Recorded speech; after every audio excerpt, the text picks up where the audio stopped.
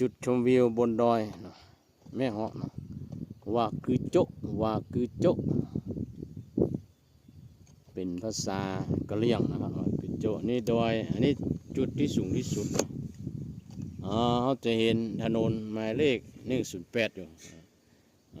มองได้รอบเลย360 องศาใกล้ที่สุดเลยสูงที่สุดถ้าเป็นหน้าหนาวเนี่ยก็หมอกน่าจะเยอะเนาะอันนี้เป็นหน้าแล้งเนาะมีระเบียงเนาะทางเดินเนี่ยพี่น้องเนี่ยจุดที่เพิ่นมาดูมาชมกัน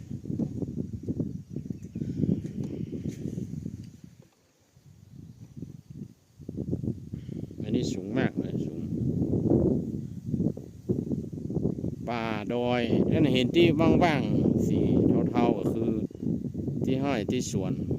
ที่ทำไร่ไถนาทำสวนพี่น้องดอยเกษตรกรที่มันมีต้นไม้นั่นคือที่มัน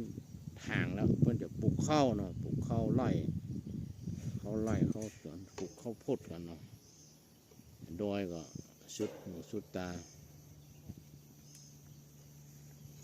เป็นที่หน้าแอมแห่งที่หนึ่งเนาะใกล้ๆนี่มาจากถนนหลวงประมาณกิโลปลายไปได้ขึ้นมาบนนี้เนาะใกล้ขึ้นมาง่ายสะดวกสบาย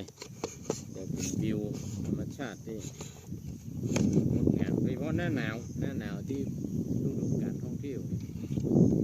หน้าฝนเนี่ยก็จะมืดครึ้มเนาะแต่หน้าหนาวโล่ง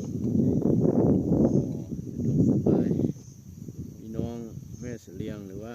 ใกล้ๆมีโอกาสมาแอวเนาะโอ้ปลาลูกปลาหลานมาแอวก็จะดีเนาะ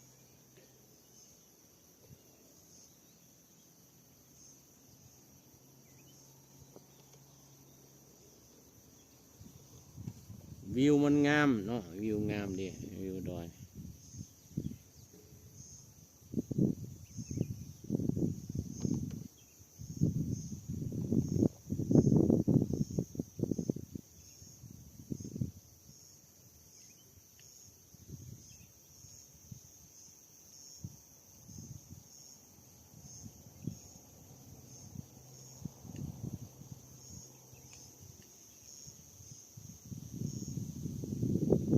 ห่างจากแม่เสลียง